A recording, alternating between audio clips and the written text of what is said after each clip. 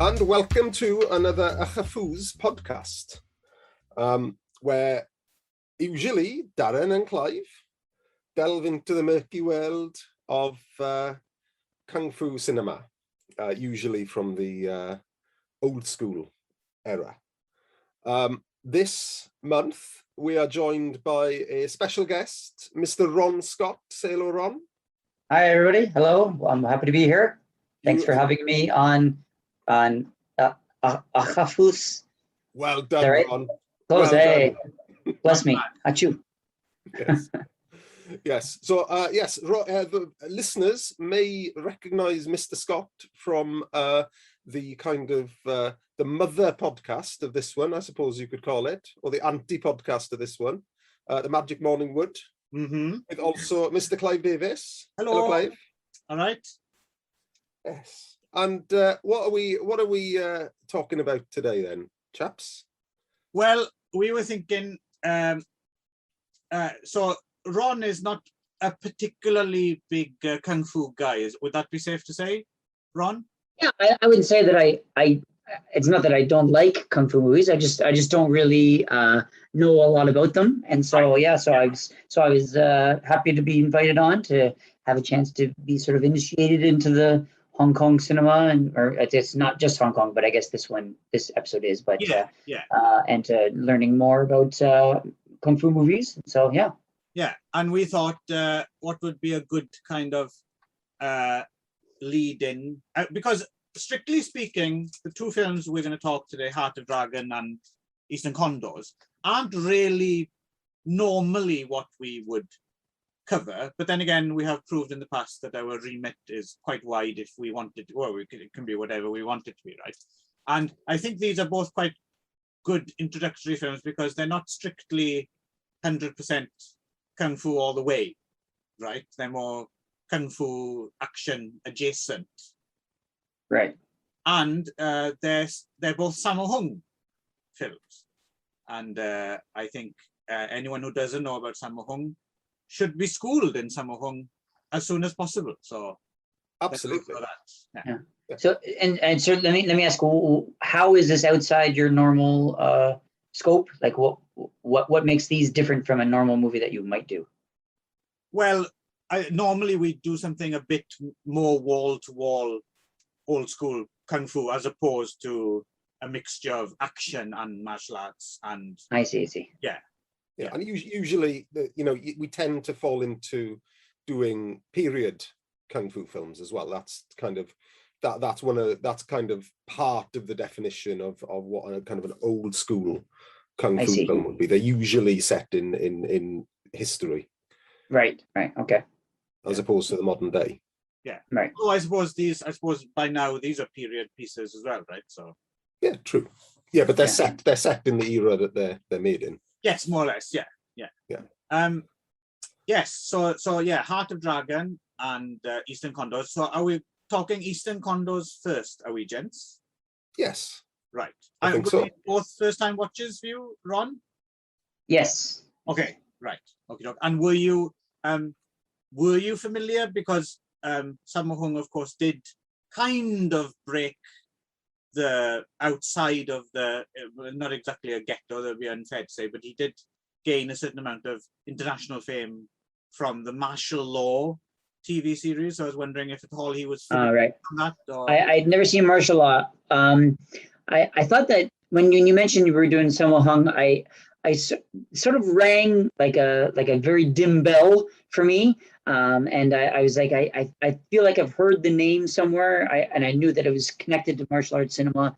I couldn't put my finger on who it was. I wouldn't pick him out of a crowd, but I sort of knew that it was in the zeitgeist or whatever. Anyway, so then after I was watching them, I did some research, and of course, it's, I guess, through the Jackie Chan connection is kind of where I probably would have heard it originally, right? So right. Well, I think you did Encounters of the Spooky Kind on Magic. Right, and then that one too, yes. So I was like, oh, right. We did do that movie, yeah. So that rang the bell there. So. And he is, of course, a patron saint to us fatties everywhere as well.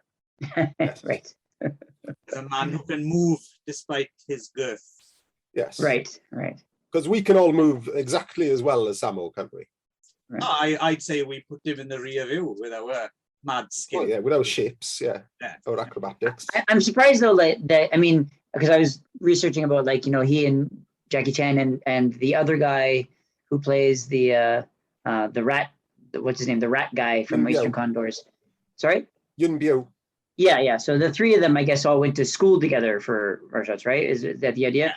And so I and they said like it was like really, really hard, and you know, and it seems like it was really, really tough work, and that there was what they do in the movies is like nothing compared to what they had to do every day at school and so that. So I'm just wondering why he never lost weight. It was very strange. There's a story that he does tell how he loses weight. I can't remember where I read it, probably Eastern Heroes or something.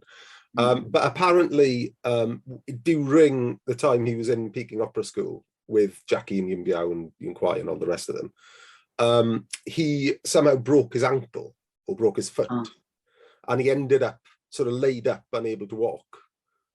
And he basically just ate sweets the whole time, and then became his current kind of girth. Right. Although in the first film we're going to be talking, he's a lot slimmer than he normally is. Like, yeah, I read that apparently that he got a personal trainer to lose like 30 kilos or something like that, or something, just so he looked more soldiery, I guess, right? So.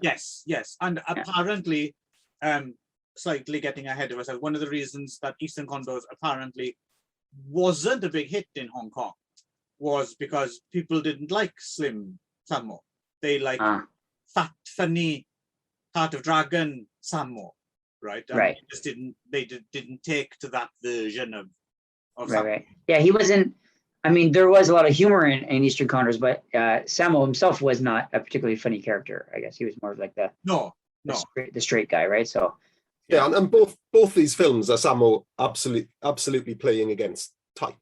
You know? Right. This is yes, and both. We're gonna need to do another probably couple of Sammo Hung double bills just to get in.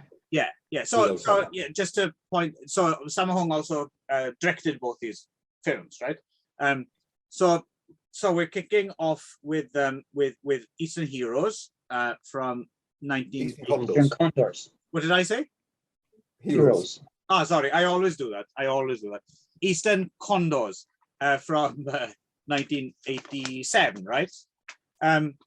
So this is kind of atypical, I guess. There's a few of similar kind of films around this same time out of Hong Kong, which are either set in the Vietnam War or the jungles of Vietnam and Cambodia post-war, and there's things like No Retreat, No Surrender 2, for example, which I think must have been a Eastern Condors rip-off, and surprisingly quite good fun one as well. I quite like No Retreat, No Surrender 2. It's quite good. And there's a lot of things around this time, and like those, most of those, it was actually shot in the Philippines, right? But so shall I lay down a plot synopsis, or does someone else? Yeah, go for it. Yeah. Also, just talking. If no one else has, if anyone else wants to get into this kind of, excuse me, micro kind of subgenre of kind of Vietnam, Cambodia kind of films, highly recommend. Not a kung fu film at all, but John Woo's Bullet in the Head. Right. Which has actually in the kind of midsection of this film, particularly where they're captured, and they're in the kind of, Viet Cong camp. There's some big kind of similarities in tone and. Yes, and there's also what goes on. Around the same time was Better Tomorrow 3 as well, right? With similar kind of stuff going on. Oh yeah, but that's pile of shit. So. Well, yes, there is that. I really like Bullet in the Head. So Bullet in the Head is great. It's one of the John Woo films that deserves its reputation. Let's put it that way. And I know I've pissed people off in the past by saying this, but the original A Better Tomorrow, I don't think has dated that well at all, and don't even think it was that good in the first place. But that's a controversial opinion. So anyway, it's 1976. It's the end. It's a year after the end of the conflict in Vietnam, right? And basically US forces have left behind a cache of weapons and stuff that they don't want to fall into the hands of the filthy commie VC. So they decide to send in, kind of Dirty Dozen style, they send in 10, well, they say Chinese Americans, but I'm guessing they're specifically ethnically Vietnamese Chinese Americans, right? And they're going to parachute them in behind enemy lines, led by Lam Ching-ying of Mr. Vampire fame. And yeah, basically they have to, and they team up with a trio of Cambodian anti-communist guerrillas led by Joyce Gudenzi, who's a future Mrs. Sammo Hung. And yeah, and let the action commence, right? That's kind of pretty much it. And they're pursued by so the character Yen Hua plays, the guy with the glasses and the who does the shaking eagle or whatever style he does. The giggle. Yeah, yeah, exactly. Yeah. I was watching it the whole time and thinking, they don't mention it, and I think the default is you just think he's communist Viet Cong leader. But I was getting serious Japanese Axis villain vibes from him. Was anyone else thinking he was maybe supposed to be Japanese? No, I don't. Well, I don't think I'm ingrained in the culture enough to have spotted any nuances like that. I just took it as colourful Sammo Hung Viet Cong villain. Right. Okay. Something screamed occupation. I thought it felt very almost James Bondish. Hmm. Yeah, it was just sort of like a real like Dr. Evil kind of parody of a James Bond villain almost kind of. Yeah, because he wears like a suit, doesn't he? The suit screams James Bond, doesn't it? That suit. Yeah, and like the really like delicate padding and like the fan that he's using that doesn't actually do anything, so it just felt very like character-y kind of, Wasn't it? It was the fan that made me think, and the fan and the rounded off glasses as well. Right, yeah. And I suppose it can be anything you want to be. He's just an uber villain, really, isn't he? And when was Dragons Forever made? 86, maybe. Yeah, because it's almost exactly the same character as Dragons Forever, isn't it?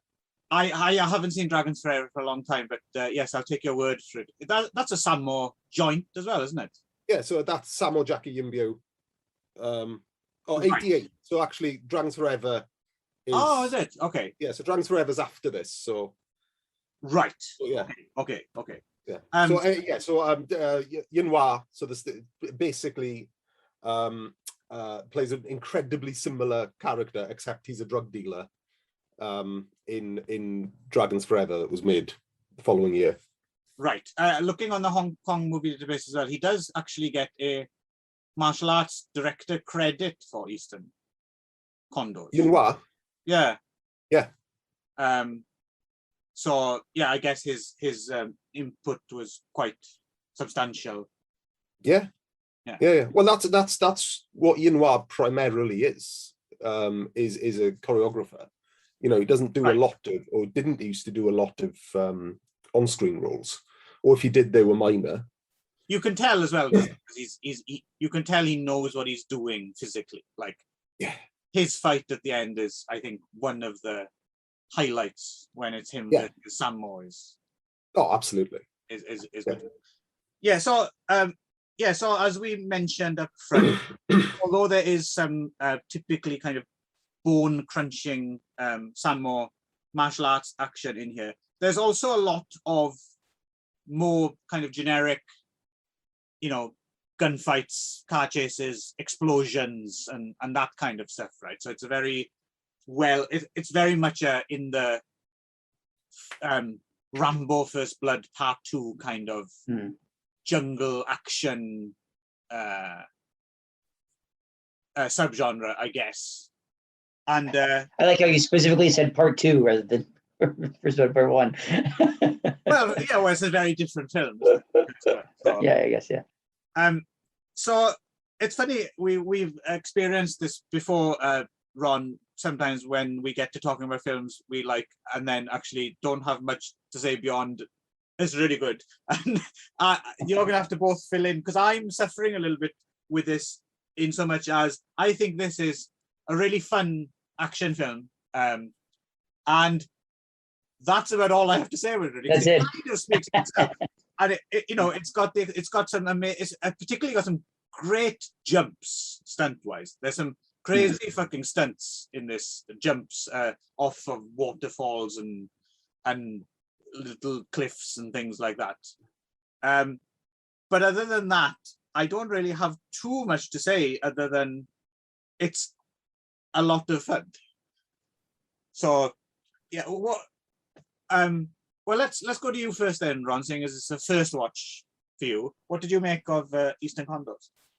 Yeah, well, yeah, it was good fun. Yeah, I mean, I would say that for my first movie watch into this sort of genre or subgenre, whatever, I had lots of fun watching it. It was really good.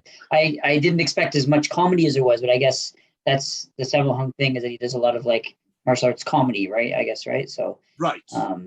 Yeah. So it was laugh out loud funny at times. It was really enjoyable. I was, again, I'm not as schooled in martial arts movies as you guys are, but of course I've seen some. I've seen a few here and there, and I've seen, I'm familiar with the genre at least. And I was shocked that I was still stuff in here that I've never seen in an action movie before. That there was still like some moves and some like ideas or how to kill people or just certain action things that I've just never seen in a movie before. Right. And surprisingly that it was from like 30 years ago, and I'm surprised that it hasn't been copied a million times since then, right? So, and I assumed, I think a lot of these types of movies have been copied many times, but it still managed to like, oh, that was a cool idea. That was it made me manage to kind of say, oh, yeah, that was a fun kill, or that was a interesting way of doing that kind of thing, right? So I was pleasantly surprised by that. So, yeah, particularly the something when I first watched it, something that I just flat out made me go, that's so fucking cool. Was that thing that Sammo does with the leaves? Oh yeah, where he has like these. These kind of I don't know what you'd call them, but these fronds, and he basically turns them into like a weapon. Right. Yeah. He shoots out like the he just peels it, and then the stem just goes in. That was an example of just like, wow, I've never seen that before. I'm surprised it hasn't been copied a million times since then, right? Yeah, I know. And apparently was kind of a real thing, not necessarily as a weapon, but the way Sammo tells it was he saw people doing it, like in downtime or something on the set. Some Vietnamese people were just fucking about, and he went over and asked, what the heck, teach me how to do that kind of thing. So it's a thing, that is him actually doing it. Whether they actually pierce a man's skull is a different matter. But that is a good example of, I don't think I've seen that in anything else since.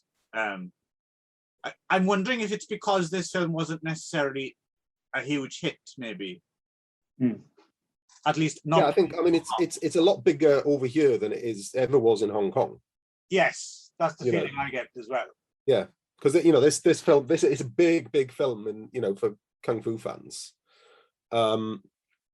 Simply because, the quality of the action is amazing.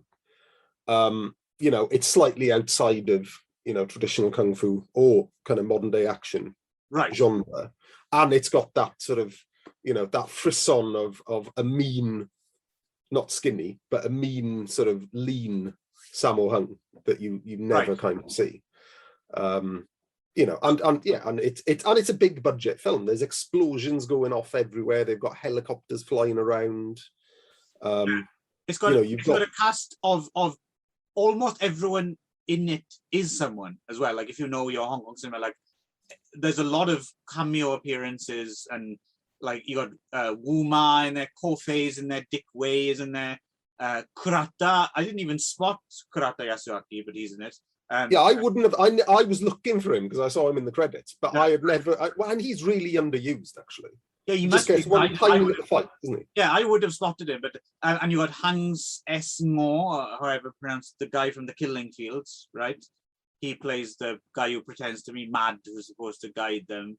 You got Yang Wu Ping, of course, who you don't tend to see him much on. Like, he's famous for being, you know, an action guy all the way back to the 70s with the Yang Clan through to.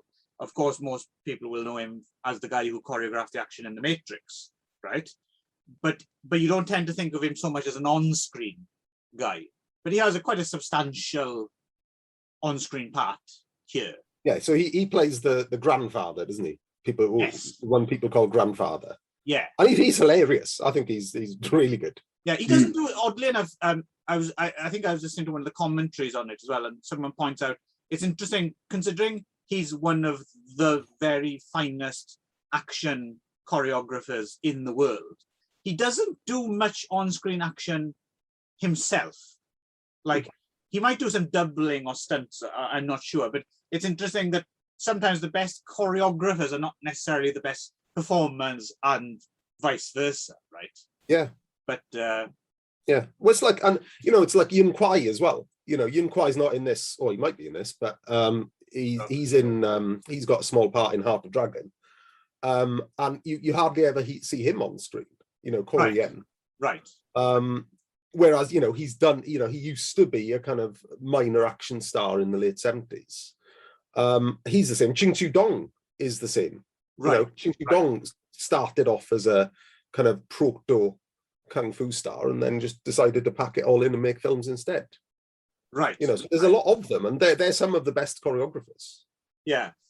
The other thing that I found interesting, just as talking points go. So when they turn up in, they get captured by the VC, and they put in those tiger cages in the water and all that, and there's the kids playing Russian roulette. It's all very, very Deer Hunter, right? And it's quite interesting. Something I discovered. I can't remember where I heard this. If I was listening to a podcast, or I think I was just doing some because I happened to rewatch the Deer Hunter not that long ago, and I think what most people would do when watching this it's kind of a cross. You'd think, oh, that's ripping off the Deer Hunter, or it's taking its cue from, real life accounts that all these things are drawing from. But the interesting thing about this, I don't know if you're both aware of it, but that whole Russian roulette, Vietnam War, Deer Hunter thing, and Christopher Walken being in Saigon and becoming part of the underground Russian roulette, all that is total bullshit. Like, never, ever, ever happened, apparently. Like, Michael Cimino just totally made it up. It's not based on anything at all. He claims he read about it in some magazine article that no one's ever been able to source. So apparently it's just, no, they didn't do it. It's one of the interesting examples of how, because some people have a problem, some people love Deer Hunter, right? And some people have a problem with it being kind of quite a racist film in the way it dehumanizes and I suppose that's one of the ways they do dehumanize the Vietnamese in it, is by having them as these kind of senseless Russian roulette playing, totally desensitized kind of animals almost. And it's total bullshit. So yeah, Eastern Condors is most definitely copying Deer Hunter because it's not true. Yeah. I thought that was kind of interesting. Yeah. But then I think, no one's expecting a realistic account when you go and see a Sammo Hung. Whereas Deer Hunter exactly has a bit more expectation around. Yeah, I certainly don't blame this film for copying a cool element out of Deer Hunter as much as I blame Michael Cimino for making it up in the first. Yeah. I mean, there are some really, really cool, not exactly images, but kind of sequences in this that for me kind of burned onto my brain. One of them is kind of lean Sammo doing all the assassination in the forest, or just fucking killing people, chopping off Joyce's hand, and Oh, you yeah. know, yeah, which is a great scene. And actually, talking about that scene near the end, Yeah. Joyce, her Cambodian character kind of switches allegiances and decides, actually, I don't want to blow up the armaments. I want to take them so that to help the Cambodians' resistance. Right. And she kicks off with Sammo. A bit of a sort of Mexican standoff kind of affair happens. Sammo grabs his machete, chops her hand off. And very, very, very unusually, or very infrequent, do you see someone who looks in the sort of pain you imagine you would have if you chopped your hand off. Right. She goes all pale, her eyes bulge out, and she looks like she's in fucking agony, which you don't usually get. You know, even in the Shaw Brothers films, you know, you'll have someone's arm chopped off and they'll roll around in agony, but it's all a bit theatrical. But that kind of looked like, oh yeah, that's definitely how she'd look if she had her hand chopped off. Right, like her body's gone into shock. Yeah, exactly. Yeah. So I'll always remember that, and you know, and that brutal, that horrible bit. Who is it? Is it Yinhua? Or is it Billy Chow? I can't remember. Who just stamps on the stump when he's fighting. Oh yeah. But those assassins, those Cambodian guerrillas, they are so fucking cool. They are such a cool addition to this. You know, Stops it. They're from like being a total sausage fest as well, right? Yeah, absolutely. But you know, they are so, you know, this trio of fucking badass killers. You know, one of which is Josh Cadenzi in pigtails. And a little flower. Yes. Yeah. You know, and I do linger on that image frequently. Right. She will chop your cock off for that. Sorry? She will chop your cock off. Well, yeah, but if it's, you know, I could say. You're happy to lose a cock. I would. Well, I'm not happy. I would say I would consider losing a cock. Right. You can always throw another one. Eh? You can always throw another one. I think that's how. Yeah, exactly. Yeah, and John Wayne Bobbitt apparently got his sewn back on. So. Yeah, and then he was in a porn. So. Yeah, well, there we go. Yeah. So you know, it's not the end of the world. No. Yeah. No. Yeah. Also, you mentioned Billy Chow there as well. No, not Billy Chow. Billy Lau. No, it is Billy Chow. I nearly said Billy Chong. No, but I'm thinking of Billy Lau because he's in it. So Billy Lau is in it with his. He's one of the Dirty Dozen guy with the glasses, and he's, for me, he's almost always the most irritating person in the film, and somehow this film manages to get away with him not being amazingly irritating. Yeah, like in almost any other film, he's like so fucking annoying. Like in those Mr. Vampire films and stuff, he's so annoying. And in this, he's annoying, but somehow they, I suppose, because there's enough characters, they don't linger on him for long enough. So he didn't get a chance. And also, I think he, in this movie, he's supposed to be annoying. So yes. and they pair him up with his friend, right? The whatever, right. and so it sort of has a foil for him. So even though he's annoying, he's being called on the fact he's being annoying and some of that. And then he has a little bit of a human moment when his friend dies and so that. So I think that's probably. Yes, yeah, you're right. He was well, because normally he's just annoying in films, and he's supposed to be annoying, but he's still fucking annoying. Like he's used annoyingly well in this, which is unusual.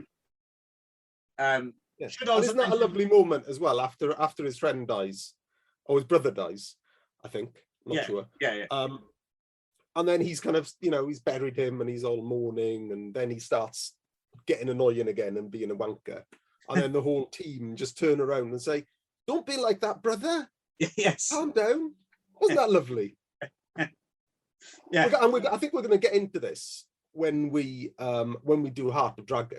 Right. But something I want to talk about that I'm just putting a sort of a pin in for when we get onto Heart of Dragon is tonal shifts in Hong Kong films, and particularly the use of very broad stroke kind of melodrama.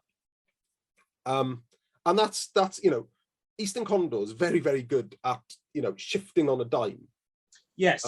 In terms of tone, you know, 1 minute you've got Yinu Ping and and all the rest of the gang being fucking hilarious and, you know, bickering and, you know, comedy pratfalls and all the rest of it. The next minute you've got a gun to someone, you know, a child's holding a gun to someone's head, Russian roulette.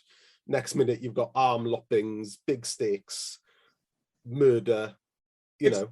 It's a lot more fluid than, like, I mean, don't get me wrong, I love it when Hong Kong films do it and it you feel the gear change. I like all that when it's kind of done ridiculously, where, you know, some heinous rape scene is, you know, followed by a custard pie fight or something like that, and it's just, what the fuck, I'm getting whiplash. I like when that happens, but from a more kind of objective level, if you're looking at it in terms of good filmmaking, it's a lot more fluid here, isn't it? Like it's not jarring. Like it's balanced.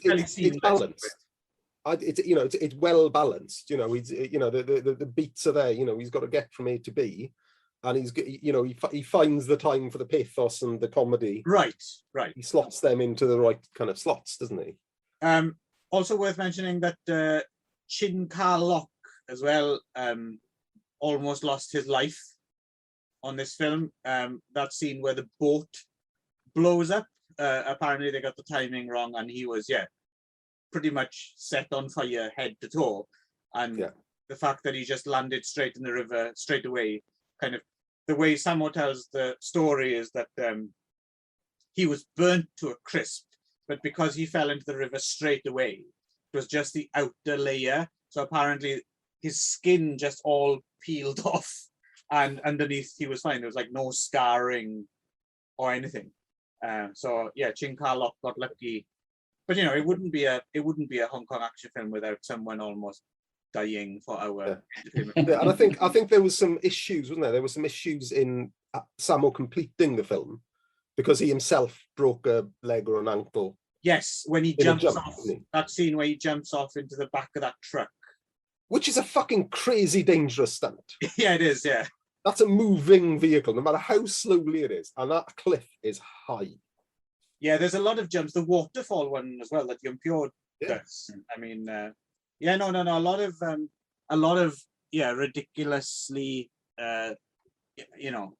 dangerous and ambitious stunts for us to enjoy. Yes. Any further thoughts, Ron, on Eastern Condors or kind of your initiation into not your initiation because you did Encounters of the Spooky Kind, but your further adventures in Sammo land? Right. Well, I also appreciated that not all the heroes lived, right? So the fact that by the time you got to the end, there was only 3 of them left, right? I mean, most of them they all died, right? So, and I thought that was good. I mean, I know that there's I don't know is that uncommon in this kind of genre to have the heroes not live? It's not that unusual. No, okay. But usually that it would be that would happen in the more period stuff, particularly Shaw Brothers kind of stuff. Right. Very common. What I really like about the one you were mentioning earlier, Darren, about things that stuck with you. The one thing that always stuck with me about this film, and I remember us talking about it back in the day, is the killer final little exchange, right? The dialogue exchange. Yeah. They're like, fucking America, this is fucking America, so fucking. By the way, where are you going to live after this? Oh, I'm going to America. Last line of the film. Yeah, that's great. Yeah. That's just a nice little icing on the cake, right? Like there's a pointed bit of kind of, I don't know what you'd call it, like self-reflexive satire. Yeah. Kicking into touch, I think at the beginning of that film, there's that slightly awkward scene where they can't put the flag up properly, which I think is supposed to be like a subtle bit of satire, but it doesn't quite, especially when Lam Ching Ying walks up the flagpole and shows the Yanks how it's done kind of thing. So I quite appreciated that nicely self-reflexive bit at the end where they just go, well, I might just go to America. Actually, it's a nice nice little touch. I think. But it was good fun. Yeah, thanks for introducing me to it. So the fight choreography in this is fantastic. Yeah, the final 15 minutes is particularly good fun. I think in the compound. Yeah, I was wondering that because this is not a straight up martial arts movie. I was wondering how the choreography matched up with other like full martial arts movies. So it still holds up, I guess, right? You're saying? Yeah. I think it's just that you just get more of it in a wall-to-wall kung fu film. But no, certainly what you get is exceptional, I think. Right. Yeah, and this is one of the things that you could almost identify Sammo Hung's choreography. If you've watched enough Sammo Hung films, you could almost identify Sammo Hung's choreography without knowing. Right. Without knowing he did them, because what Sammo does really, really well is making it look really fucking painful when someone gets hit. Yeah, as people, because you've got people falling on their backs and falling on their necks and their legs going over their heads, and as people have pointed out in the past, it's the distinction between Jackie Chan and Sammo Hung's choreography, right? Is Jackie Chan's is, although can be painful as well sometimes, is a lot more kind of playful pratfalls.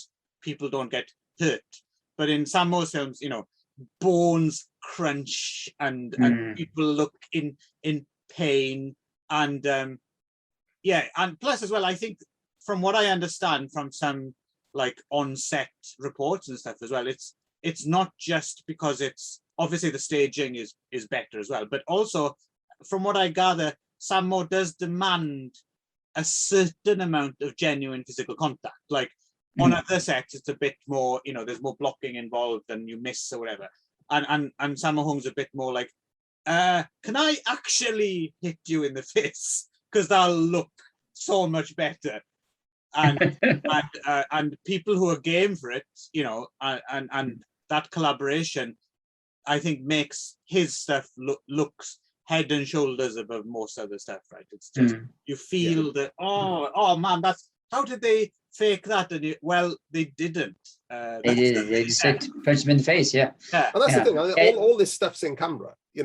Right. You can't fake someone, being thrown off a ledge and landing on their ribs on the side of a big crate or a box. No. You can't fake that. That's actually someone, breaking their fall with their own ribs or having their feet go back over their head when they land on their neck or shoulders. It's amazing. It's admirable stroke stupid when you say, like, they all do it as well. It's like they don't really need to have that final fight with Sammo when he kicks. He doesn't really need to land on stone steps. He could land on the ground, right? But it's just that extra bit more convincing, realistic, nasty that he that he lands awkwardly, and it's just whenever they came up, I don't know, obviously I don't think it was anyone, but they kind of came up with it as an industry, but the fact that they decided at a certain point, we're gonna just add these nice little touches here and there, really makes the difference and makes Hong Kong cinema what it was renowned for, right, in terms of action. Is that Sammo Hung, or is that all sort of Hong Kong cinema? I think Sammo notches it up. Let's put it that way. Okay. Yeah, Sammo's good. I think Sammo's good at brutal kung fu. Really tight choreography, really quick, really expert. Yeah. But also, his emphasis is on the pain of the recipient. Right. Always. Right. And also, we mentioned this before, Darren, when we were talking Liu Chia Lang as well, is also worth pointing out that easy to forget as well that he's doing it all as well, right? Like, it's not just that he's good at doing action. His films are overall, he's a good film director. He could direct a good film if you take away the action, or if he's not in it. But the fact that he can do everything, that is kind of remarkable. Yeah. Yeah, because so many other Hong Kong and martial arts films are by the numbers. We're gonna do a Vietnam story and we're gonna have a load of action. You know, I think very few people would have been able to come up with something as coherent and as well made as Eastern Condors. Right, with the comedy and the drama and everything being so fluid and yeah. So let me ask, why do you think he didn't get any bigger in America? I mean, he is to like martial arts fans and stuff, but why did he not become like Jackie Chan? Like Jackie Chan became international, and why was Sammo? Why did he stay sort of like the well-kept secret? Probably because he's unconventional, and also he was really unpopular at the time when Hong Kong people were migrating to America. That's true as well. Yeah, he won't have been able to have done any films because he really fell out of favor. Why was that? Well, it's different accounts, but he's apparently a massive fucking misogynist. Yeah. Oh, I've no doubt there's a part of Sammo Hung where he could probably be a massive twat if he was in the movie. Like I don't find it hard to believe that sometimes you wouldn't want to be anywhere near him. Like, yes, and the misogyny and he fell out with everyone as well at some point, right? Like all his old compatriots he fell out with, and then, but it's a good question because, well, I suppose it depends how you judge success. I mean, I suppose martial law, people forget about it now, but martial law was a pretty big show in its day. It ran a few seasons. I know because you actually watched it, Darren. I watched. I didn't watch it all. I didn't watch all the seasons. I used to watch it. Quite a lot of it. Yeah, I was disappointed more than anything. You know, I would leave. You know, I would because I know what Sammo's capable of, and also I know how good an actor he is. Right. Sammo acts like shit in martial law because he hasn't got the language. Yeah, no, it's true. English isn't his fault. I mean, he can. You see him in like the extras on the DVD and stuff. He can relate an anecdote and you understand what he's saying, but it's not elegantly put, right? Like he's not the best speaker in English. So there's that. And yeah, like you said, the unconventional, the fact that he was unpopular. Also, I mean, it's one thing. There's so many different hurdles to get over, right? So, for instance, with Jackie, I mean, Jackie took a run at America several times, right? With the Cannonball Run movies and Battle Creek Brawl, and then even it was Rumble in the Bronx and stuff. Was almost there way before he got to Rush Hour and stuff like that, right? And you've got all these hurdles. You've got the Asian thing, and you've got the different ways of working and all that. And then I suppose on top of that, with Sammo as well, is I know Jackie's a slightly squirrely looking fella, not matinee idol material, but with Sammo, you can't get around the fact that he's a big fella as well, right? And you don't really get. Are there any like rotund action stars? I can't think of any really, other than. So I think that's the other thing as well. Is there's so much about him that's unique to push a new audience, right? So I'm quite impressed. He managed to get martial law, really.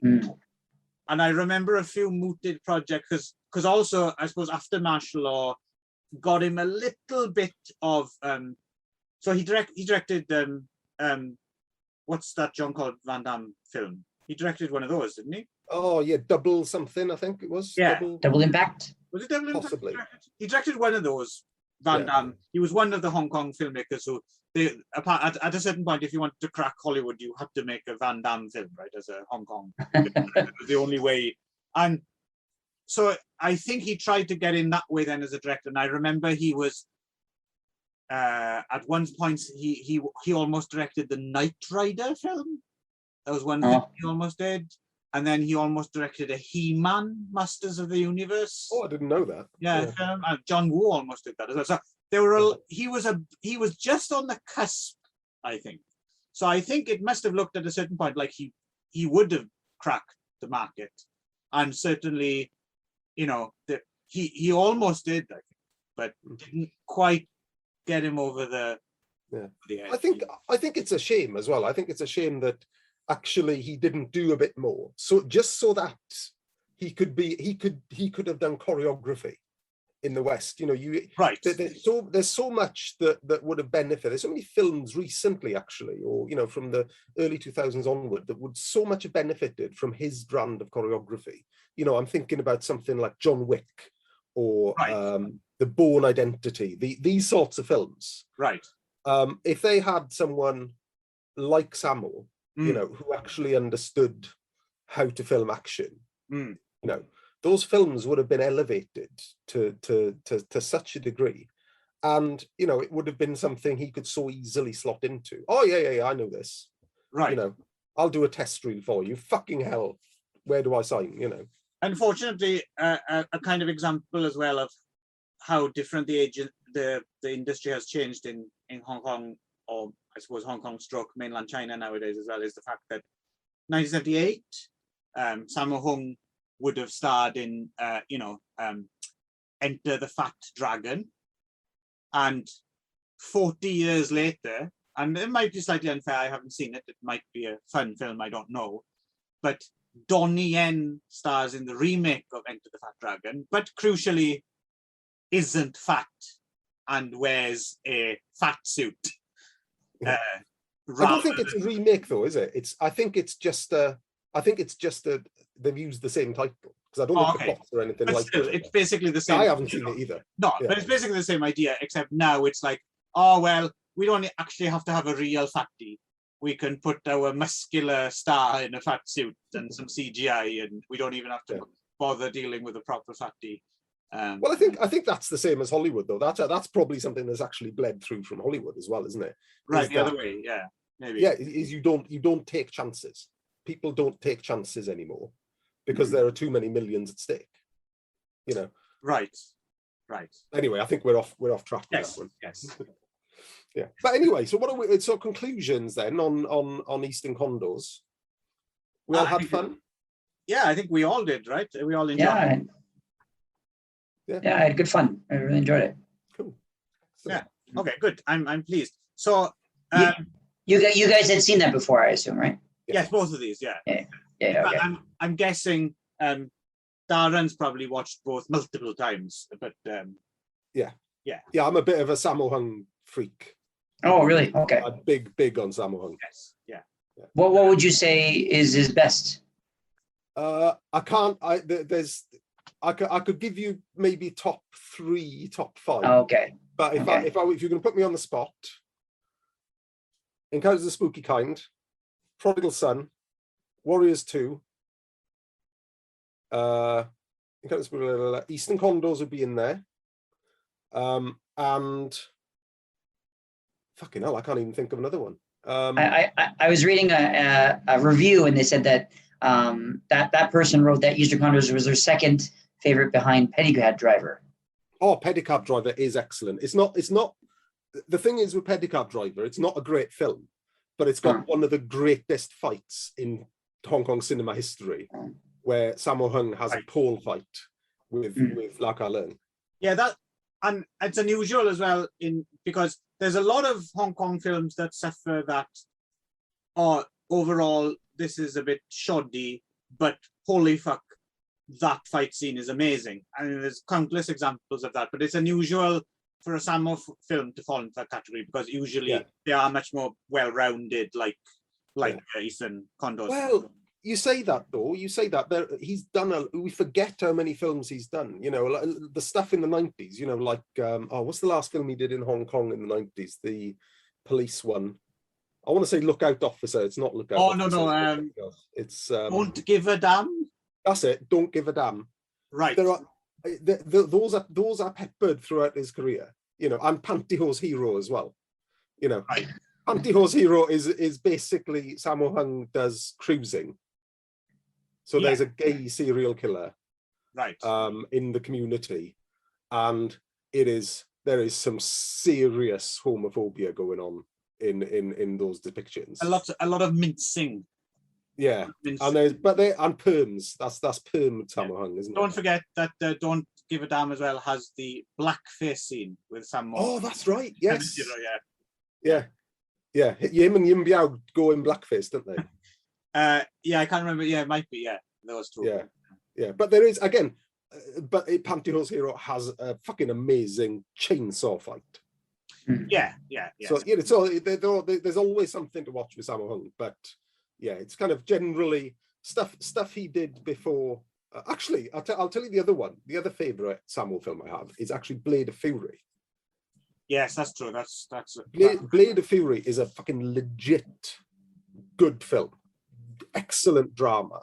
But the problem is Sammo fell into this this kind of trap of the kind of new wave period wire work, right, sped up, like Moon Warriors as well, right? Yeah, well, he technically didn't direct that, but I think he finished it, didn't he? Right. Yeah. But I know what you mean. Well, he's giving the audience what they thought they wanted. Yeah, which is wires and Yeah, which is not necessarily his forte, right? No. He's still around. That's the thing. He's still around. Not directing so much now, but in things, he still turns up in stuff, and he can still bring it as well. Like, he's still a formidable on-screen force. Yeah. In like the SPL films and Flashpoint and stuff like that. So he's definitely, Yeah. What's that one called? Fatal Move was a good one. Yeah. So a lot. Anything Sammo's involved in is usually worth a look, I would say. And he choreographed Ip Man 2. Right. That's a pretty good Ip Man film. If you put together all the directing, all the acting, all the choreography, all the producing, it's quite the body of work to work, which I am still, I still haven't got to the end of it. There's still a lot of Sammo credits I still haven't seen.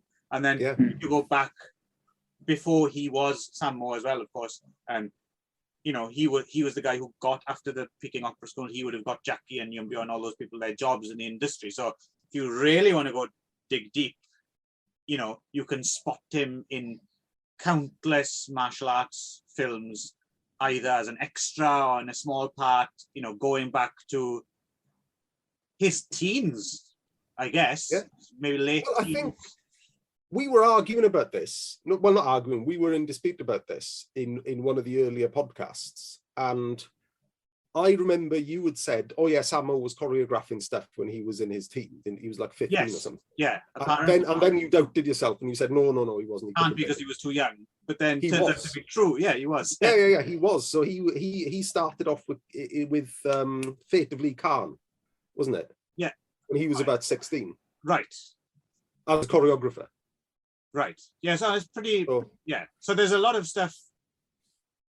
I'm wondering, I don't think it's ever been translated, but maybe in Chinese language, is there a Sammo Hung biography? Don't know. Never looked. I think it should be. Yeah. And I'm sure he's an accomplished writer as well. So he may have done an autobiography. If he hasn't, then that's definitely something that needs to happen at some point, because we've got the Jackie side of things. Yeah. So it would be very interesting to. Sorry, one more credit, seeing as we're doing the Sammo roundup thing a little bit. And this is actually directed specifically at you, Ron, but anyone else who's interested as well, because I think I might have mentioned this to you before. And I don't know if it's still on there, but it was on there because I watched it on Netflix Japan. Does have a film called Painted Faces, which is a drama about the Peking Opera School, and Sammo plays who would have been his teacher and Jackie's teacher and Yumbyo and all those people's teacher. So it's basically it's a story of them growing up in the Hong Kong of the 50s and 60s at the Peking Opera School, and it's a fucking great film. And Sammo was really good in it as well. Like, I think he won like a Golden Horse Best Acting Award or something for it. He's very, very good at it. And it's a really good, really, really good. I can imagine specifically you would enjoy it, actually, because it's a very good drama. It's a very good rites of passage, coming of age drama. And at least a year ago or something, it was on Netflix, so it's very easy to see as well. Yeah, I saw it kicking about on Netflix. Yeah. But a lot of the Shaw Brothers films are getting pulled from Netflix at the moment. Well, there you go. Hurry up and watch Painted Faces while you can, because you will very much enjoy it, I think. Yeah, and it's not, and it doesn't seem to be exaggerated either. No, You know, if in terms anything, of the punishment the kids go through. toned down the punishment that the kids go through. Yeah. Yeah. So yeah, no, that's another one to check out. I know how much you like homework, Ron. No, it sounds interesting though. It sounds like something I might be interested. So Yeah, I think let's put it this way: if you didn't like it, I would be quite surprised. Okay. Right. So onwards. Heart of Dragon. Oh, toilet break, please. Okay. I'll have one as well. Yeah. Sorry, Ron, we're going to desert you. Yeah, no worries. Slash away.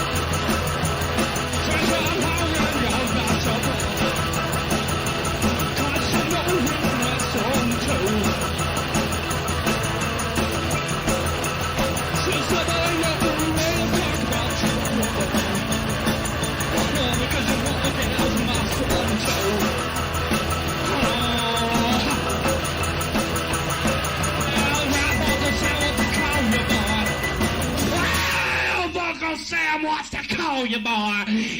You know, I think I might be so lonesome I could die.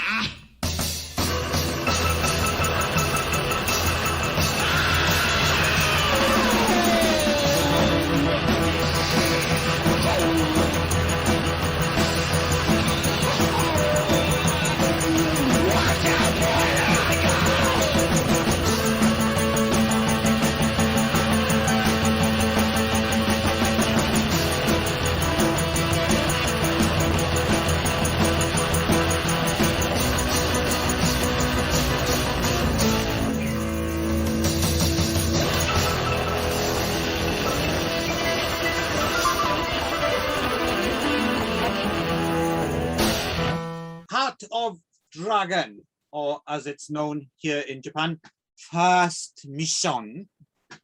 And right, so let's establish now, before we talk about it, or as part of talking about it, which version did we each watch? Now, Ron, you watched the same version I had, right? I watched, yeah, whatever link you sent me. So Right, and did you watch it? In which language did you watch it? I watched it in Cantonese, I guess. Right. Is it Cantonese or Mandarin? Why, there's both Cantonese. options, I think. Yeah. But I did whatever the first track was, the default track. you would have done Canto with English subtitles, but you would have seen the extended Japanese version in that case, which ran 99 minutes. Which you wouldn't have noticed because you would have watched it in Cantonese dub and you would have had English subtitles all the way through. But were you to have watched it in the English dub, which is what I did just out of curiosity because I've never seen it in English dub before, suddenly those subtitles would have flashed up for scenes which were spliced in from the Japanese cut, which weren't in the original Hong Kong cut. So I'm pretty sure I know what me and Ron watched. What did you watch, Darren?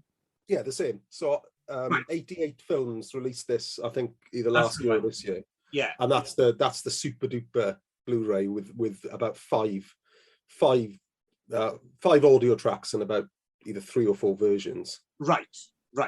So yeah, so this is basically what used to be what was the Japanese version, right?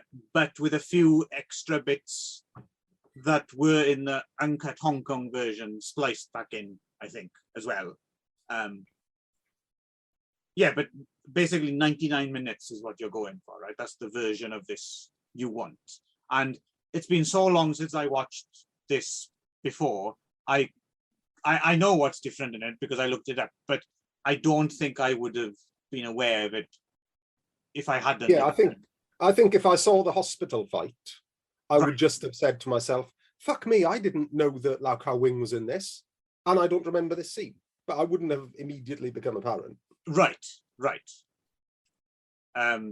Yes, okay, just so we're all talking about the same version, which is good.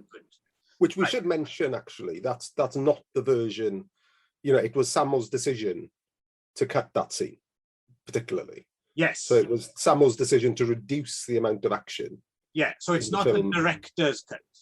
No. But it is the better cut. Yeah. Because it has more action. It's got a fucking big fight in the hospital. Which is, definitely one of the highlights of the film. So, do you want to go for plot on this? Yeah, well, I want to say actually as well, if it depends if we were recording earlier, but I did pick this film specifically with Ron in mind. Okay. Just because I know you had done you had reviewed Tropic Thunder, hadn't you? On the oh yeah. Yeah. Never go full retard, right? There you go. Yeah, okay, gotcha. Okay, got it now. Okay. And I just thought, as because Ron and I have never met and never ever spoken before today, but I do kind of, having listened to the Magic Morning Wood quite a bit, I do like the way that Clive bullies you, Ron. Which I don't. And I wanted to get in on the bullying action, and I wanted to make you feel awkward and make you talk about an awkward subject. Go full R, right? Yeah. I see. Okay. I will limit my bullying because I know it makes. No. Please bully away. Go. Yeah, I'm a masochist. Yeah. So anyway, right. I still don't know what you're talking about, but yeah. Well, yeah. You obviously don't listen back to your own podcasts, Clive. No, I do. I have to because I have to edit them. But I'm not feigning ignorance here. I genuinely don't think I bully Ron, and he thinks I do. You think I do, and Nick mentioned that I do. So I obviously I do, but listen, I don't know I'm doing it. Your gaslighting bullshit is not going to wash with me, right? That's what bullies do. Right. Well, yeah. Okay. I will accept that I bully Ron, but I feel like because I'm not aware that I'm doing it, I'm obviously going to continue to do it because I don't know how to stop doing it because I don't. The thing is, yeah, but also, you bullying Ron is probably the best part. My favourite part of your podcast. Well, in that case, I'll carry on. I think that's the only thing that makes it fun is the hey, let's listen to Clive bully Ron again. Yeah, but I appreciate that actually that I'm not the I'm not alone. That the listeners are actually aware that it's happening too. It's not just me. So I'm glad that it. Wow. You're vindicated. I feel validated. You're vindicated. Yeah, and validated. Vindicated. So, seeing as that's all right, then can I just carry on with what I'm doing normally? Yeah. All right. Yeah, I'm going to stop listening if you change. Oh, okay. All right. Okay. Yeah, I'll carry on being, as I see it, kind and benevolent to Ron, from just as I always do.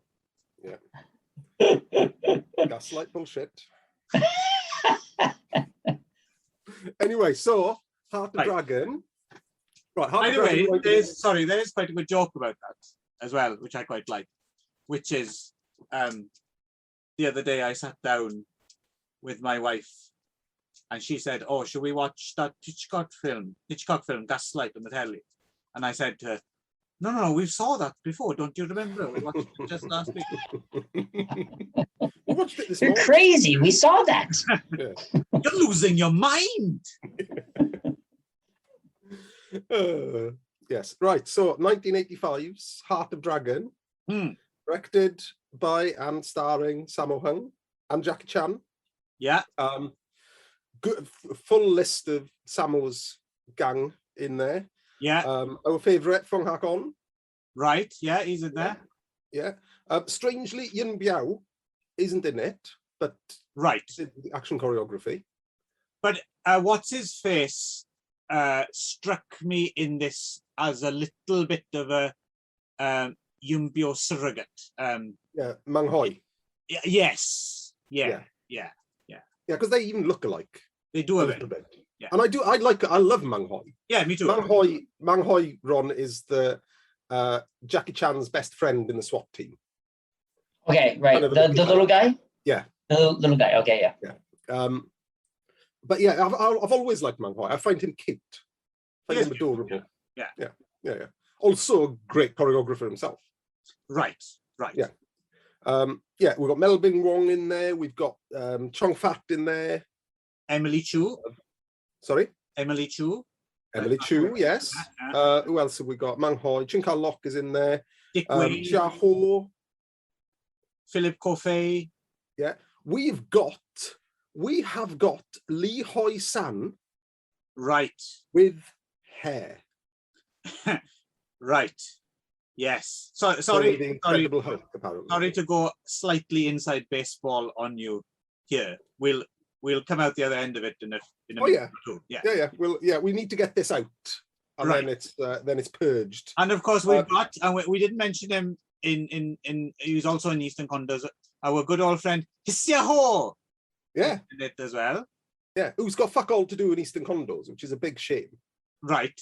But also it explains, doesn't it? We had a previous podcast where he starred in Legendary Weapons of China in particular.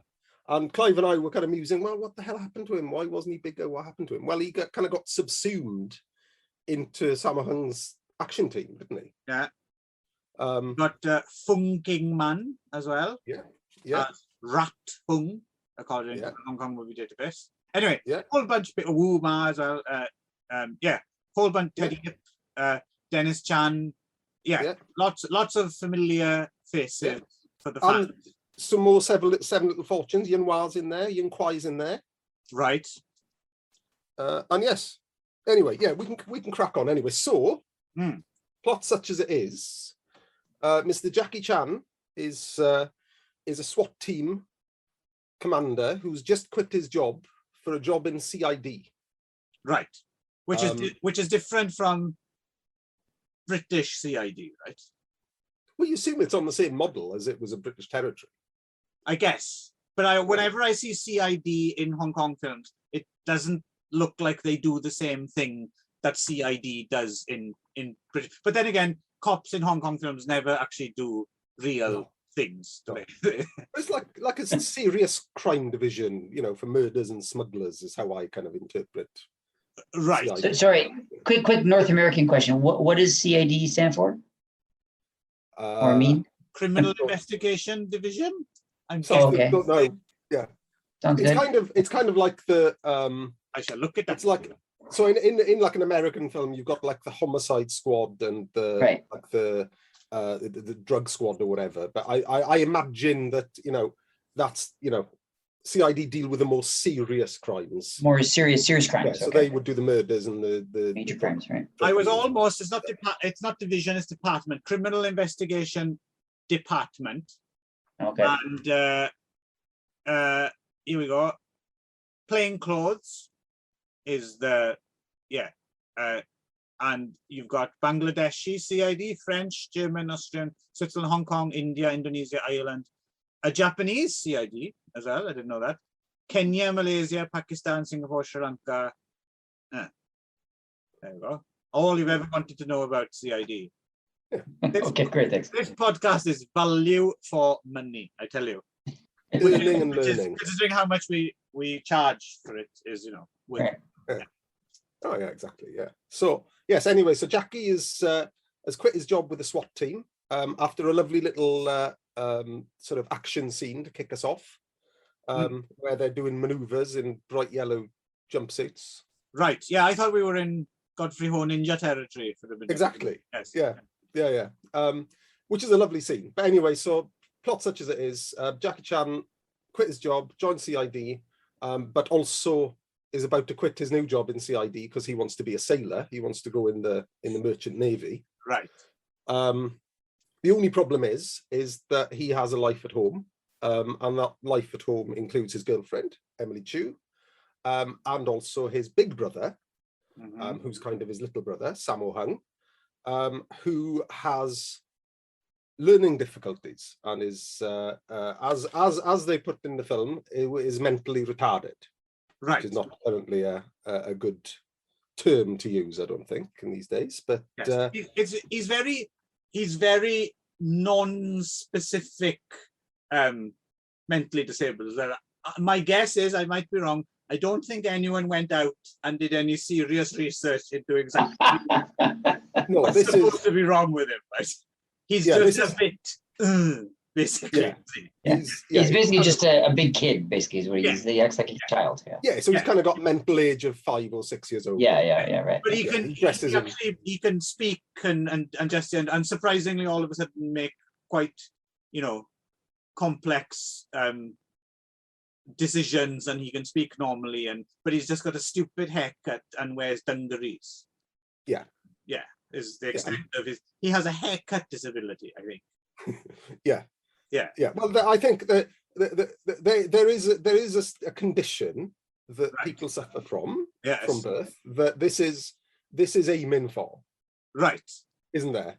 Yes. Which is kind of the kind of Down syndrome look, really, is I think what Sammo's going for. Maybe, but he doesn't have all the downy stuff going on, right?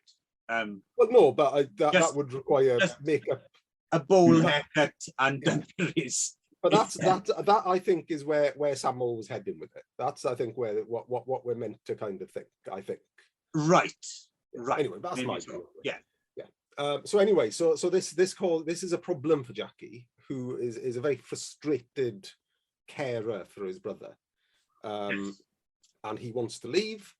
He fully intends to leave for the Navy, leave Sammo behind, hopefully with his girlfriend to look after him. His girlfriend's not best pleased about this. No. But Jackie's kind of a dick and is going to do it anyway. He's having a bit of a crisis, isn't he? And there's lots of little beats with Sammo getting in all sorts of childish trouble, getting going to a restaurant, not realizing he has to pay any more than the tip. He gets embroiled in some gem or some jewelry smugglers, some gangsters. Well, that's the main thrust of the narrative, isn't it? Like you said, there's lots of people taking advantage, but the main thrust of the narrative is this kind of,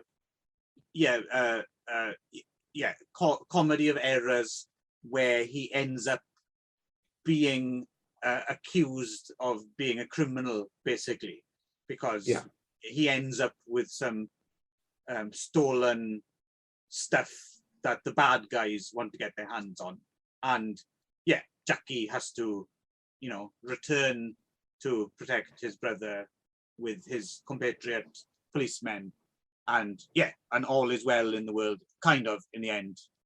And that's kind of the plot trajectory, right? Actually, that's we're going to get to that, but actually, I don't think everything is well with the world. That's one of the reasons I really like it. We can debate that when we get there. Yes. But first, I'm kind of curious what overall, what was Mr. Scott's opinion of Heart of Dragon? Oh, okay. That's my turn. It was. I didn't expect to like it, but I think I did. At first I was kind of like, okay, wait. It definitely strays into territory where like it's a little bit, broad strokes and a little bit certainly not nuanced and stuff. And I was like, I wasn't sure if I was going to like it, but I think I don't think it does anything malicious. You know what I mean? I think it's, I think it's, its heart's in the right place. the heart of dragon is in the right place, I guess, right? You know, so right, and so I think despite the fact it's not entirely PC, and certainly I don't think it would be made these days, or at least not in Hollywood anyway. But it was. Yeah, I think it was fun.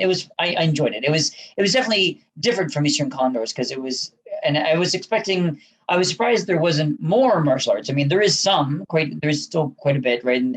But it seems almost like sort of tacked on and almost extraneous to the story, right? Which is really more about basically Rain Man, Man with martial arts, basically, right? So. Although it was pre-Rain Man, so I guess Rain Man maybe ripped this off, maybe I guess, right? So, I don't think he was meant to do anything. So I think it definitely had heart, you know, and I appreciate it, and I thought it was. Of course, I'm familiar with Jackie Chan, and I haven't really seen him play this type of character before. So, and I thought he did a pretty good job with like the dramatic element of it, you know, and so that. So yeah, I at the end of it, I enjoyed it. I'd say I enjoyed it. I think I enjoyed Eastern Condors a little bit more, but I think it was fun. It was enjoyable. I think in the end, I could say it. If anything, it's interesting you mentioned that thing about at first while you're going into it, you might think, oh, here we go. Where's this going? Kind of. Right. If anything, for me at least, its problem is almost the other way. It does have a lot of heart, and it does have a lot of sentiment, I think. And I think it depends on your tolerance for sentimentality, how much you're going to enjoy this film as well. But as you alluded to as well, Darren, it's slightly tempered with this kind of, not even bittersweet, like kind of the ending, which is it's not exactly a happy ending. It's not tragic either. It's an odd one. I watching it this time, when it finished, I was, I couldn't quite decide if that was a good ending or not, because in terms of a more traditionally satisfying kind of action film, it should have finished about 5 minutes earlier, right? Because and then there's like this, what's this coda? But then I guess that's what they were trying to do. They're trying to do something a little bit different. I'm not exactly sure what they're trying to do. Well, I mean, just on that point, I did want to say that I did notice that, you know, I mean, how many action movies are there where the hero kills, you know, like dozens of the bad guy, and then, you know, yay, they killed all the bad guys, killed the end, and then the ending movie ends. But when you don't really think about it, because it's an action movie and you're behind the hero, but technically that guy has just killed dozens of people, right? with no retribution. And I found myself actually watching like the big kind of like climactic fight scene in the kind of like the what is it, like a factory or the abandoned warehouse or production site, whatever. And I was like, man, he is a terrible cop, right? He's like putting machetes into people. He's like, you know, he's full on like just murdering people, right? You know, who are basically just gang members. And I was like, this is a cop, for God's sakes. I mean, like, so, and it actually stood out to me more than the average action movie where people were, you know, you're like, oh, you killed the bad guys. Yeah. I was like, this guy's a cop, but he's just like murdering these random people. And so I kind of appreciated that there was sort of like, you know, there was retribution there. There was like there was, you know, he had to go through something at the end. I'm surprised it just sort of didn't really, wasn't clear how long his sort of prison sentence was. It didn't seem like it was that long, but it definitely was longer than his friends, who seemed to get out earlier than he does. Right. It's a kind of morally complex ending in a way, but the thing is, I'm not entirely sure. I appreciate that it made me, like you said, Ron, that it makes you think about the things that other films don't make you think about, like what happens next kind of thing. I certainly appreciated that, but I'm not sure if the confusion that I feel at the end of it is I'm not sure if that's what they were going for or not, and if I'm giving them the benefit of the doubt, and just the fact that I feel something different than I normally do at a film like this is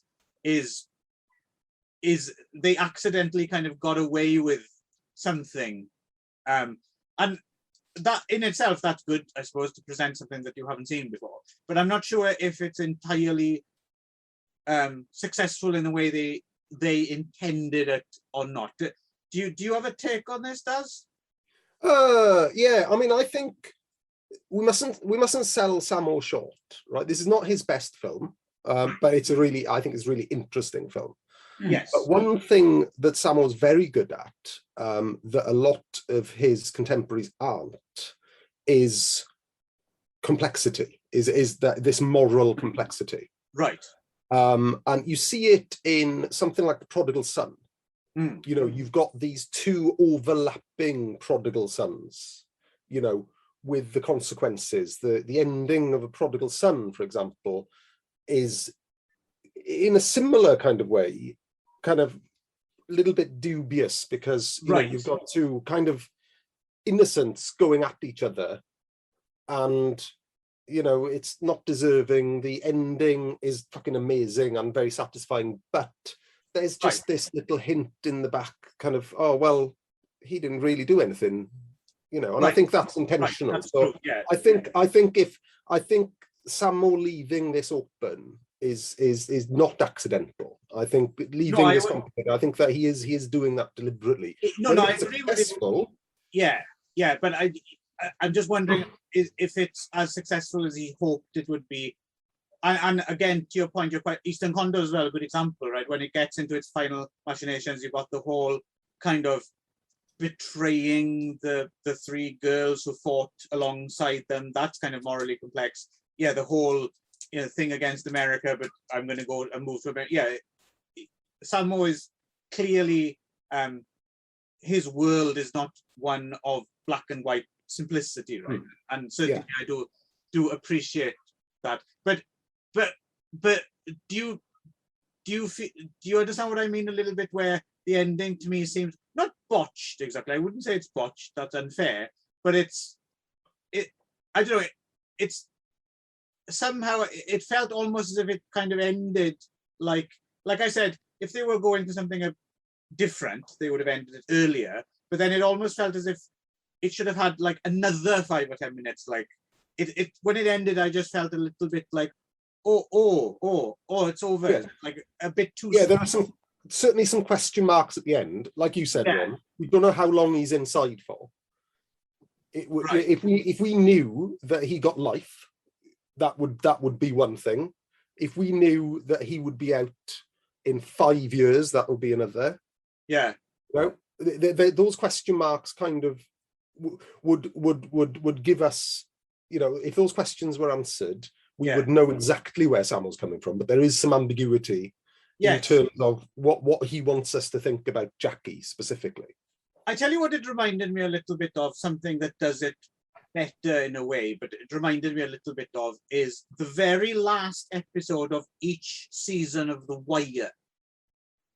Like the last episode always ends with like a long montage to a song where you dip in to see where each character is at that, and some of them are down, some of them are up, some of them are, you know, it felt a bit like that, like we had a bit of a montage of where everyone was, and it didn't put a pretty bow on everything, but it was just, this is where this person is at now.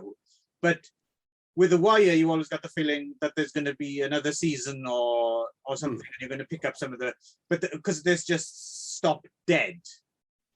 And also confusingly in the 88 Films version as well, it goes straight into the behind the scenes footage before the credits come up, right?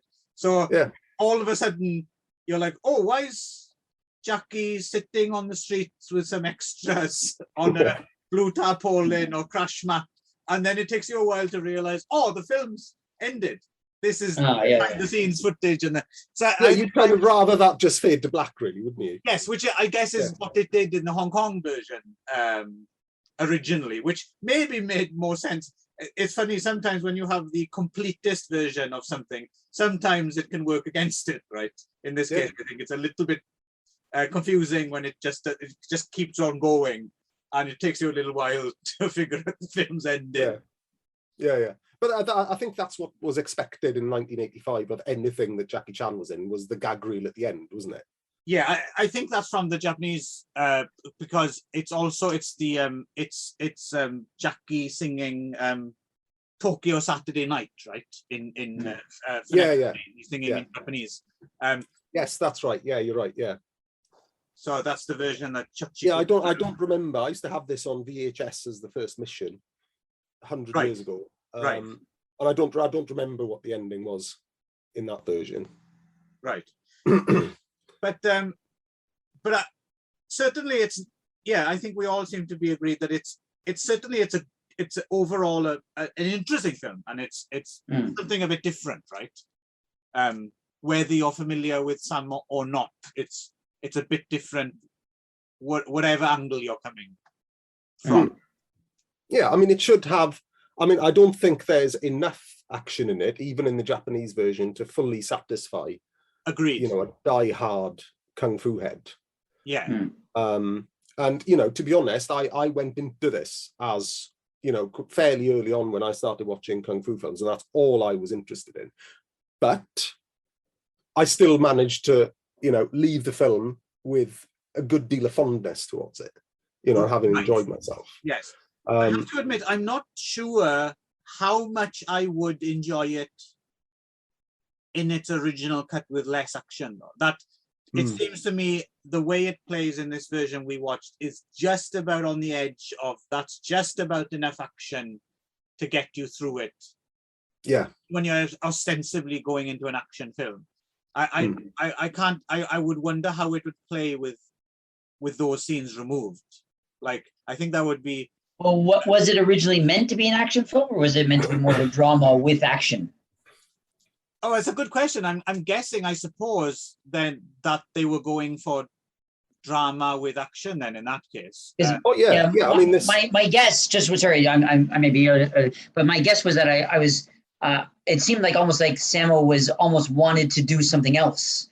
And that's what it struck me as, sort of like, it's like he's the martial arts guy, but it's like, I want to be a real actor, and so I'm going to do this sort of this movie, and I'll put some martial arts in it just because that's what I do, and just because that's what people expect. But that's not what I don't want it to be about. That I want it to be very kind of like just this is why Jackie signed on as well. Is that Jackie really wanted to get away from his cheeky chappy everyman kind of Harold Lloyd kind of persona as well. And certainly it's tried and tested awards bait, right, to play a retard in something.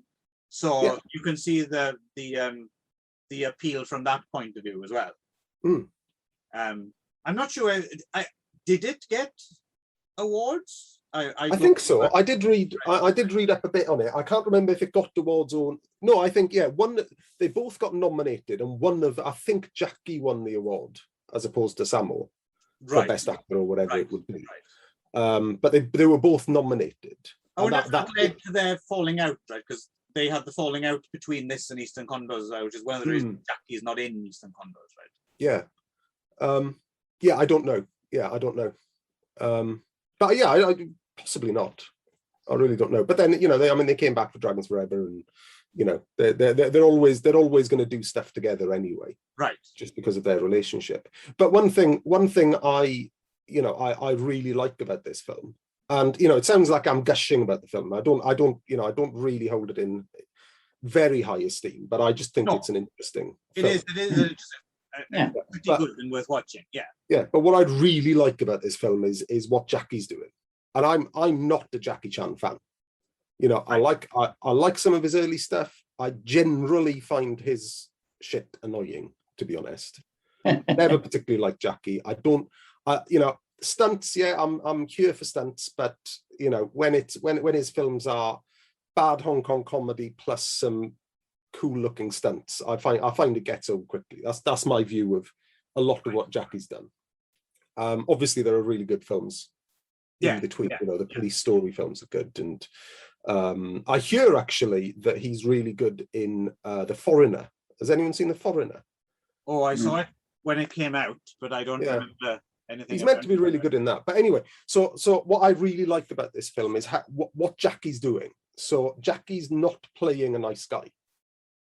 No, it's slightly akin to, even though he's not playing a bad guy in it, the other example of an atypical Jackie film that did bomb, but is actually really good, I think, it's Crime Story.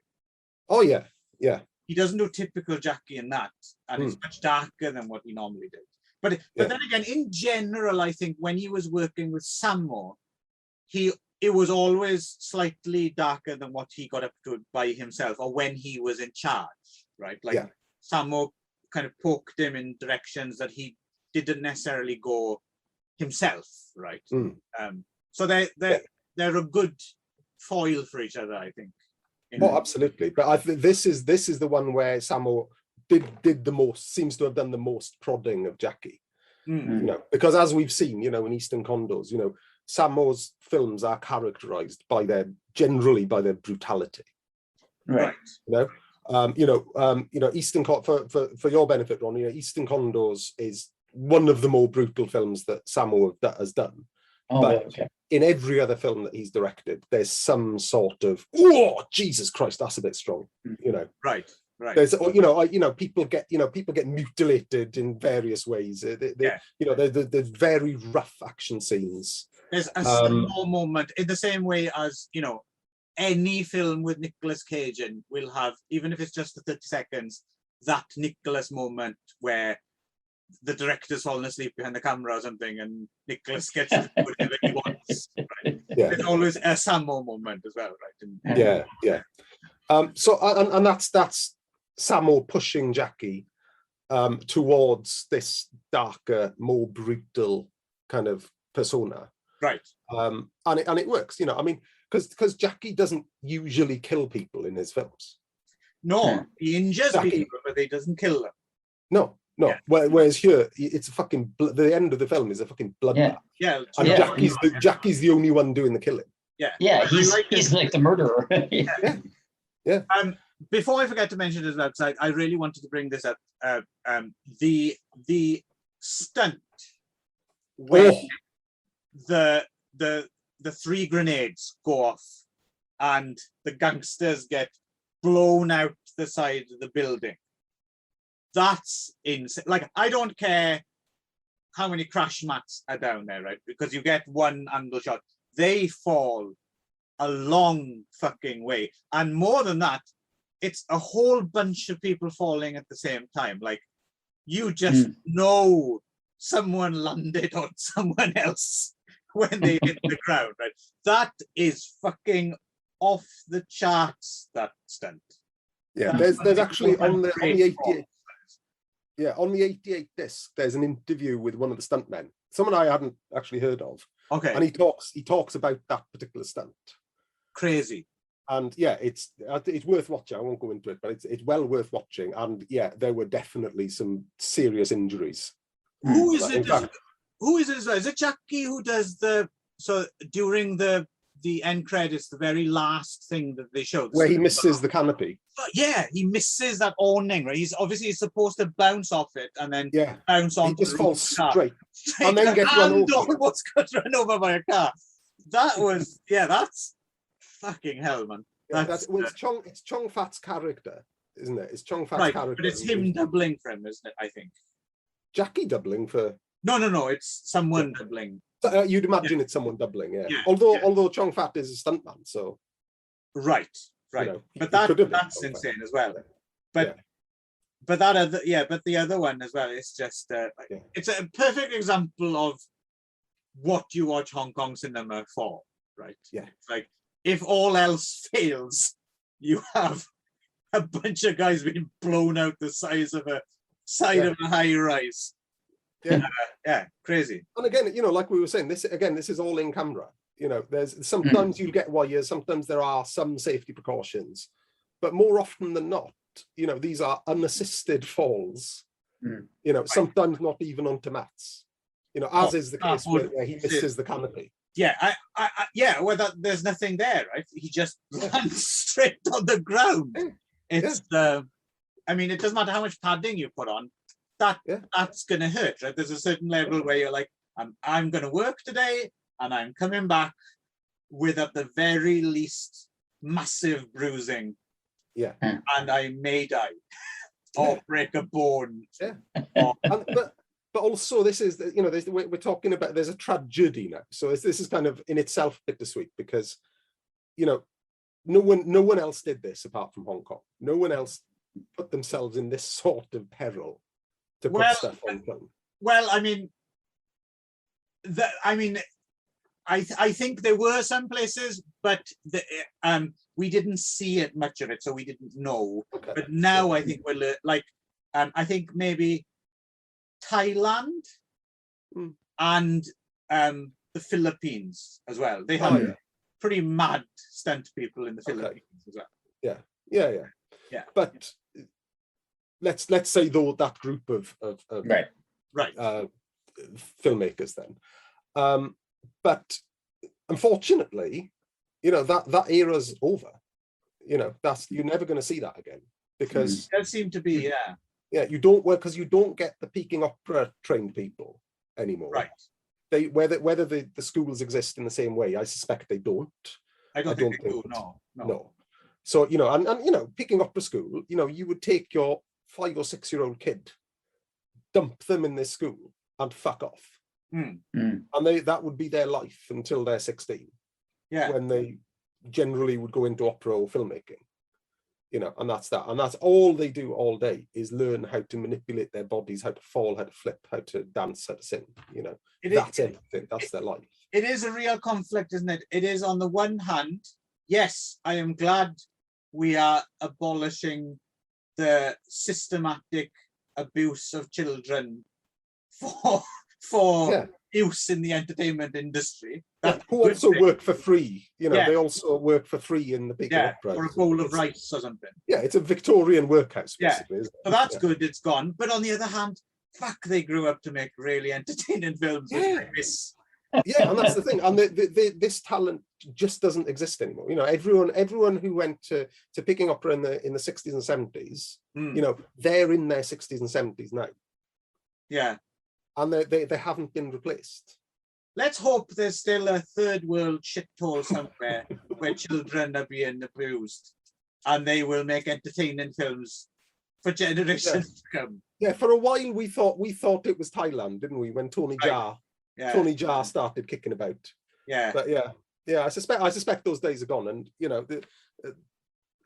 as you say, it's absolutely great that this level of abuse doesn't happen anymore. But also, you are never going to see these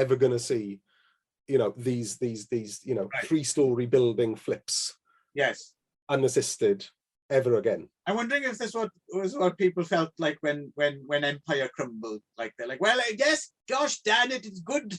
It's good that the WOG has the vote, but I just can't get anyone to carry my grand piano while I'm on holiday anymore. Good point. I have to leave the darn thing at home. Good point. But you were never going to be able to duplicate that feeling of, let's say, for example, Chong Fat missing the canopy and falling straight on the ground and getting run over. Yeah. Because no one's going to try that dangerous shit anymore. Because no one's trained to fall and take it properly. Right. Yeah. No, it is a lost world, a lost art. Yeah. But we still have the films. We still have. Yeah, and they're precious. So I wanted to talk as well about the kind of, this kind of Hong Kong, very particularly Hong Kong melodrama kind of, vibe that we have with something like Heart of Dragon and a lot of Kung Fu films, actually. Did you find it overly kind of histrionic in terms of its dramatic beats, Ron? There were moments of kind of melodrama, I think a little bit of like with the music swelling and a little bit it was for a movie that was aiming at naturalism, it didn't always get it. Right. But I think it wasn't so much that it became a comedy, though. I think there was I mean, it handled it well enough that it was, I mean, it could have been ridiculously bad. It could have been really bad. But so I think it rode the line quite well, Yeah. I thought, you know. And as we mentioned earlier, in terms of when we were saying about Eastern Condors as well, Sammo like being quite good at juggling elements to make something that does flow more. I think his films as well, and Jackie's films as well to a certain extent, they're kind of a bit of a bridge as well between, if you're more used to kind of Western cinema, and then Hong Kong, they're not the full on Hong Kong experience, you know, they're not full on kind of histrionics and comedy, you know, the comedy, as broad as the comedy does seem, sometimes it's nowhere near as broad as it can be, right? So I think it's quite a nice bridge as well between the worlds, right? So you kind of let in a bit more gently than if you went full on, like if you watched a full on kung fu comedy with Dean Check and people like that, and wah sound effects and gurning and stuff like that. That's a very different proposition. Right. Speaking of which, at one point in the future, now that we've had this little introductory, I want to, getting back to bullying Ron, I want to throw him into the deep end and give him a couple of out and out kung fu comedies to deal with. Throw him into the deep end. And what's that one where Sammo's got the scabby head? Oof, I can't remember. Not Carry On Pickpocket, it's something else. Filthy Guy, that's what it's called. I've never seen Filthy Guy, actually. It's all right. I'd be quite happy to watch Filthy Guy. Oh no, actually, Carry On Pickpocket's better. Okay. Carry On Pickpocket is very, very kung fu comedy. There's loads of comedy in Carry On Pickpocket. Have you seen Carry On Pickpocket? I have, yes, and it's massively.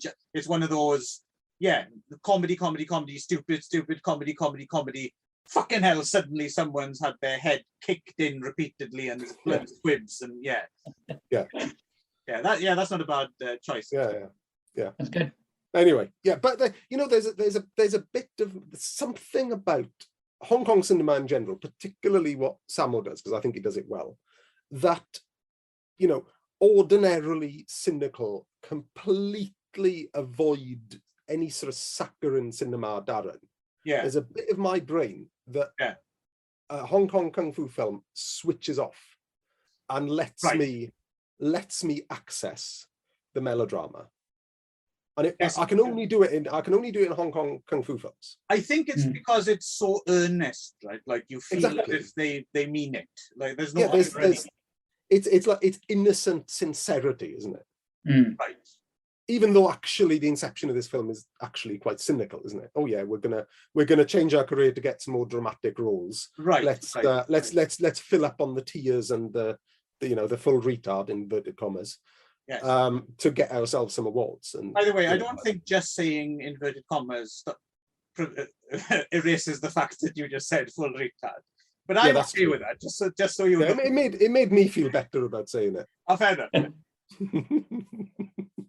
Yeah, but there's I don't know. I mean, what do you think? I mean, the levels of, as you say, Clive, the levels of histrionics in this, and the kind of all this kind of wailing, all this kind of all the tears and the kind of, the kind of emotional peril that's in this, is way beyond what you'd see, outside most stuff from Hollywood or around the world. So what did you think, Ron? I mean, how did you kind of? Yeah, well, as I said, I think that if it was in anywhere else, any other country, any other kind of movie made by anybody else, it would have been laughable. It would have been almost like they would have strayed into unintentional comedy. But for some reason, as you said, I think that was a good phrase. It was like innocent earnestness. It was just like it just felt appropriate the way they were doing it here. Like to go any more natural would have seemed almost inappropriate here. I don't know. It just fits the tone. You know what I mean? That's just I mean, even though they were going for naturalistic, but it was, I think because there was some elements of comedy in there as well. I mean, it just, yeah, it suited it, even if it wasn't naturalistic, you know what I mean? So, I mean, melodrama often kind of drives me crazy because it sort of really stands out to me. And so, but it didn't affect me at all in this case. And I remember thinking about that. I was watching, I was like, oh, wow. I mean, this is very big and very over the top, but it's not bothering me. And so, I have to just chalk it up to the fact that it worked, or the way they worked in that case. Yeah. And I don't think that's unique to Sammo either. I think Right. Right. from my experience, I can watch a Chang-Che Shaw Brothers film, for example, where the stakes are super high. You have this whole honor thing, where, you kill my brother, I have to avenge it. And you get all this kind of angst, this kind of, again, wailing that, this tragedy's happened and then they have to go for revenge. But I get that gets me as well. Like, oh my God, and I don't get that anywhere else in any other cinema. The other comparison I have as well is I would never put up with the amount of wailing, cry, talking, acting that they do in Korean cinema in any other cinema either. But somehow in Korean cinema, it's fine. It's all well and good. It seems part of the package. But if anyone pulled that shit in any other country's films, I'd be, what the fuck is this? Yeah. So it's part of the fun of learning to, cinemas from different parts of the world and eras and stuff is it's kind of interesting to open yourself up to these new tropes or different ways, and it's all the fun of the fair. Right. Yeah. So fellas, if you have anything you want to add, I would implore you to do it now, because I'm going to have to leave in about 5 minutes. So I think I'm done myself. So I'll shut up, and if either of you have anything you want to add or add in closing, take it away. I think I'm good. Yeah, I think I'm thanks for inviting me on and letting me talk about Kung Fu. And I hope it wasn't, I was worried that you guys were sort of dumbing yourselves down for me, because you're kind of having to, because I'd asked Clive when he sent me the 2 movies we're doing today, that is this like Kung Fu for dummies? And Clive was kind of like, well, kinda. Yeah, you can see I didn't want to you to lower your. I didn't want to lower yourselves, but we didn't. I really I picked Heart of Dragon, for example. We kind of mutually decided on Eastern Condors, because it's accessible. We did decide on films that would be accessible, and torturing you aside with Sammo playing someone with mental difficulties. Actually, I do have one further thing to say. Sorry, this occurred to me now in closing, because I'm quite curious and I want to know, because I'm not playing. Right. I haven't bullied Ron in this episode, have I? No, you haven't actually. Have I, Ron? No, I don't think so. No. Okay. Just so I haven't gone totally mental. Because if you'd have turned around and said, "What do you mean?" Of course you did. I would genuinely get it. You're gonna have a complex about this now. There you go, Ron. If ever you feel bullied, we'll bring Darren on. He seems to work kind of scream. Next time it happens, I'll say, "Darren, Nick, help me." Well, no, the thing is though, the bell where he will come down. Ring the bell. Yeah, but the thing is that I really wanted to have Ron on, so that I could get in on the bullying. All right, okay. But I kind of bottled it, so I kind of chickened out the bullying. Right. But in future, I might get more confidence if I'm invited back. Right. I think I invite it. So yeah, go ahead. Yeah. No, but I think actually, it's all, we're not dumbing ourselves down at all. I mean, we did a lot less talking about specific people in the cast and specifics around Kung Fu choreography and all that stuff. But at the end of the day, we're here to talk about the genre and hopefully, inspire some to go check this stuff out. We want to grow, I would say grow the viewership. So yeah, I'd say you're successful at that. I'm more interested in martial arts cinema than I was. So definitely, so I definitely will check some out. And so if you bring some up, I'll definitely check them out. And if I happen across any, I'll be more inclined to watch it. So our job here is done. Yeah. We can now sashay into the sunset. Right. And it's another Ychyfus production. It was a pleasure having you on Ychyfus as well, actually, and I think we'll probably do this again. Great, please do. And Darren, please come on Match Morning Wood. Yes, cool. yes. Well, we are planning it, but well, I think, Darren, you've chosen one film, haven't you? You're just thinking about the other one, and then as soon as you do, we'll. I have chosen a film to bully Ron with. Yes. Oh, cool. Okay. Excellent. I have chosen a film that is hopefully going to make Ron really uncomfortable watching it. Yes. Nice. See this thing about me gaining confidence. This is I see what's happening. Yeah. It's coming. It's coming. It's frightening. The learning curve. But the next episode's just going to be you sat there and us going, "Fuck you, Ron, you fuck," and over again, and you crying. Throwing a dodgeball at my head. Yeah. No, it's actually been great having you on, Ron. Because thank you very much for having me.